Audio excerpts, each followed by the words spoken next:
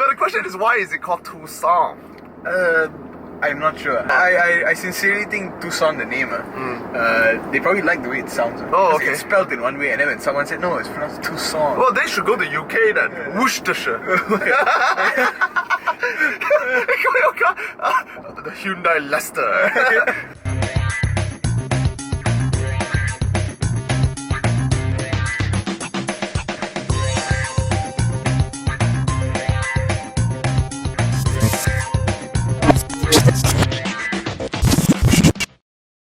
So yes, we're in a Hyundai Tucson. It's a 2-liter SUV, mid-size. It's got a 6-speed automatic gearbox and quite a modern engine. Competitors are CR-V, CX-5. It competes with the Subaru, both the XV and the Forester. Okay, both the XV and the Forester. XV being a bit cheaper, the Forester being a bit more expensive. Yes. So yeah, it's a proper SUV, right? There are two specs. Basically, the lower spec is the elegance, and you have the second one, which is called the Executive. Executive. Okay. Yeah. Unlike a lot of the competitors, you have options. Oh, okay. Hyundai lets you option up a sports body kit.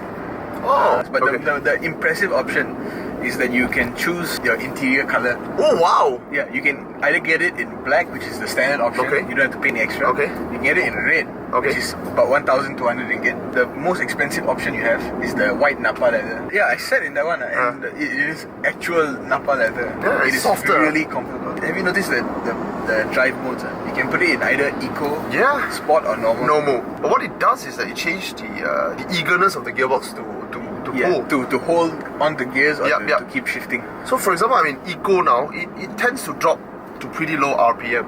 And this engine likes to be in a lower range RPM, Yeah. which is a good thing. So let's press it to Sport now. A bit smoother than this. You see, it can Yeah. give, It can. but it gets a bit scary. You know, like when you're a kid and you do something wrong, and you know you did something wrong, and then you didn't tell your mother. and suddenly you hear some commotion in the kitchen. Yeah, that feeling is right there. The 2-liter in here is a bit more unhinged than the 2-liter in the Japanese competition. Oh, yes. The Japanese 2 liters are so tame. Well, here because you have the 6-speed automatic gearbox, if you want to shift down, you can just put it into the trolling mode, Right, go down a gear and then overtake. Right. And I feel that the gearbox has improved over the previous generation. It's a lot more eager, it's a lot more natural as well. But yeah, I mean, you get a pulling power that a CR-V 2-liter can't give you. SUVs are no longer about going off-road. That's It's obvious. not like you have to accept that. Which is why this is packaged in the front-wheel drive only. Yeah. You see, a lot of people buy SUV for the ground clearance, that's number one. Yeah. And number two, the commanding presence. It's less effort to drive. It because you is are true. looking down, Yeah. you have You're not gauging, you are actually responding to what's going on.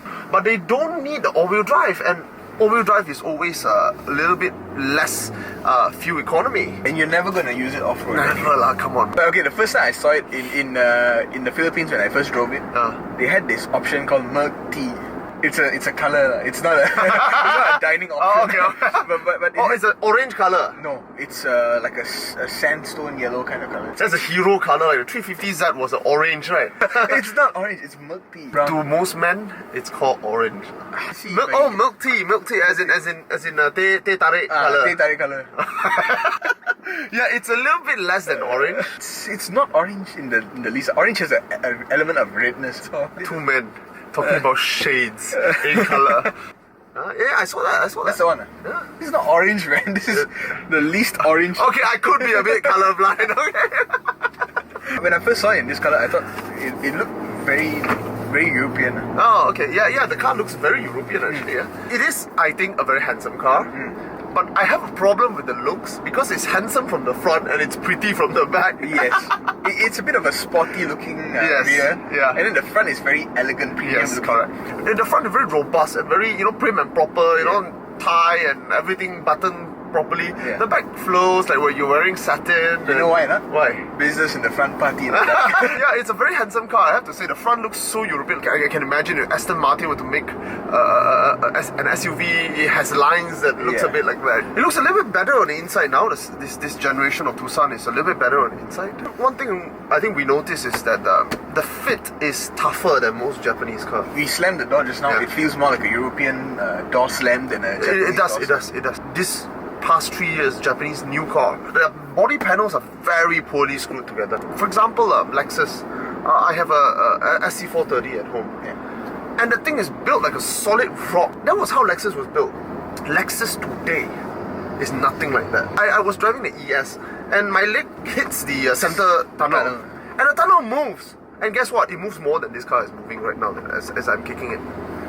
So it's a testament to Hyundai's attention to build quality. It's an attention to quality. Yeah. The interior has some premium qualities to it. The animations on the information display in the center, quite fluid. Yeah, it is actually very more fluid than on the C-Class that you pay 300,000 plus for. Yeah. It's not even an important screen. In most cars, you get like a Digimon kind of display. Very high def. Yeah, and you can't see the pixels, which is you can't see. The touchscreen in the center is 8 inches wide. It's better than standard. Oh yeah, features quite good. Yeah, features quite good. For 140, 6 airbags, 6 airbags, it's better than industry standard. Yeah. And then you get electronic parking brake. Yeah, which is fancy little thing here. Because it's not just an electronic lever, it has to be integrated into the computer system where it senses if you're coming on a stop, you pull to D, it's supposed to automatically release. So it's not just a plug and play. It's not just plug and play, it's not that simple. This is a mid-size car, so anyone who's looking at this car has a family, and that means you're going to have children in the back. I mean, it has ISOFIX seats and all that. Yeah. But there's also aircon vents. I don't know why we're talking about this, but apparently it's not an industry standard. But you do know why we're talking about this, because in the Forester... Yeah, I was sitting at the back. We have to crank the aircon up all the way. I was still sweating. Yes. And not only Forester, I think the CX-5 CX-5 also doesn't have. Yeah. Pricing-wise, it's quite close to some of the others. Very close to the Japanese. Yeah. They see themselves as an equivalent product. And that's why the pricing actually quite close. And if you think about it... Yeah, you get a lot more. Yeah, you get quite a lot more. You get front sensors and rear sensors. In some of the SUVs, you only get 2 rear sensors. You get 4. So it's a bit more comprehensive, the feature set. The real selling point for owners, people looking to own this car, is 3 years free service. Yeah, man. It's good because it allows you to know how much your car will cost you. It allows you to budget, so it's very good. So you just, let's say the car costs you, say, 2,000 a month. Yeah. And that's all you pay. Yeah, there's no surprise. There's no surprises. Yeah, that's good. And the warranty is 5 years. 5-year warranty? Yeah. It's 5 years and 300,000 km. Wow!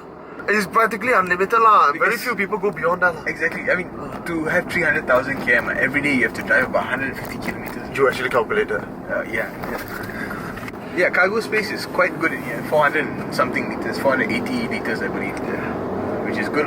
There are cars which are like crossover SUV and then don't have any boot space. XV. Is it? XV boot space is somewhere in the 300s. It does well in almost every aspect. Some aspect that does particularly well, for example, the package itself is very good. You have warranty, you have a free service, 300,000 km for the non-unlimited. Basically unlimited. Basically unlimited. The looks department was very, very good. The car is very good looking. Yeah, a very cohesive interior design. Nothing feels out of place. Yeah, ride quality is quite good. It's quite comfortable to drive in. It is. For 140,000, you can look at other Japanese options, but you get a lot more in this. You get a lot more features. Build quality is a bit better. That's about it, man.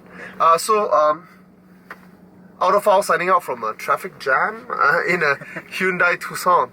Say it again, boys and girls. Tucson.